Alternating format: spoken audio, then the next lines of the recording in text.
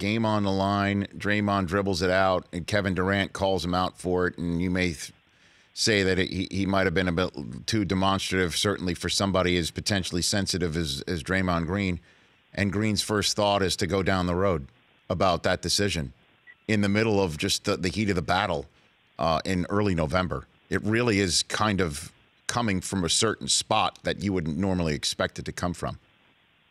Well, I mean, look, the Durant Warriors dynamic is an interesting one. It's probably the most interesting thing about them right now, because on the one hand, you've got a number of Warriors who, want to say but haven't.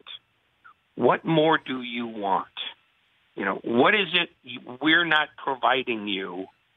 And talking to Kevin Durant, what is it we're not providing for you that doesn't make you say, it's a no-brainer for me to come back? And Durant is saying, without saying it, I want to see what else is out there. I'm curious about what it would be like if I, listen to the Knicks, or if I listen to the Lakers, or I listen to the Phoenix Suns, whatever. And Draymond Green is the guy who says the unpleasant truth, unfiltered, at a loud volume. And he chose the wrong time to do it.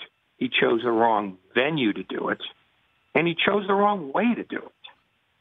But this has been kind of a quiet undercurrent that sort of flies in the face of the Warriors' fascination with letting everybody know how everybody gets along so very well every day because they're all united in the pursuit of victory.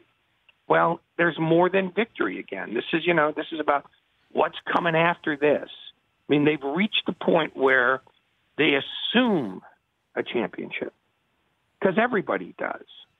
And now they're looking for, what's the next fun narrative to chase down? Durant's whereabouts are the next narrative.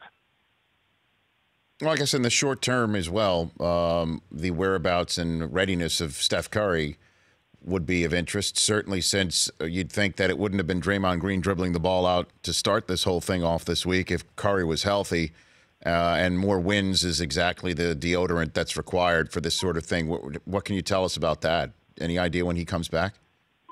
Well, it looks like it's going to be at least another 10 days to 2 weeks. He's not playing on this road trip.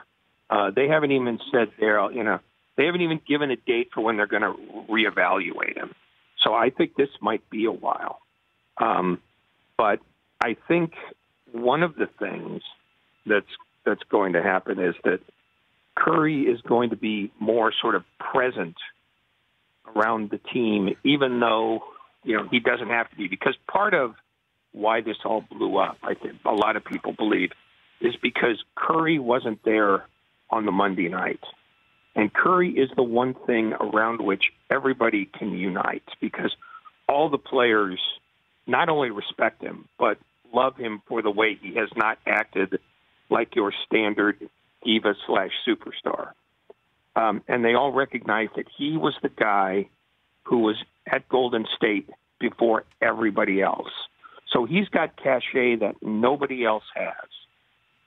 And it has not been lost on people that the one night he stayed home is when this blew up. Now, I don't know what he could have done to prevent it, because when Draymond Green wants to say something, he's going to say it.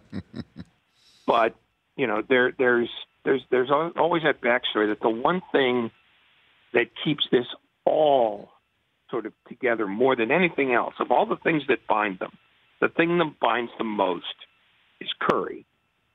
And it's not that they worship him, but they recognize that he's earned that in a way that nobody else at the franchise has. I mean, not Kerr, not Myers, not Green, not Thompson.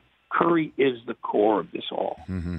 And I think they, if in fact nerves are still frayed, and there's no real way of knowing because they all seemed to play nice last night, except when they actually had to play,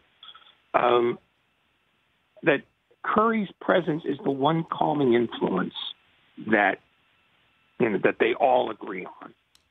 And it's not because they worship him. It's because he's earned it. And the NBA is incredibly hierarchical that way. It's, there are pecking orders for players. And Curry is at the apex.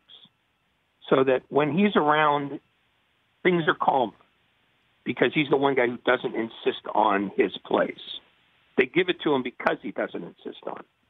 So I think he's not going to play for a while, but I think he's going to be very, very present. Yeah, and he also exudes joy, which can be contagious, and it's obviously something that's lacking right now on that Warriors team. The Rich Eisen Show, weekdays at noon Eastern on Audience.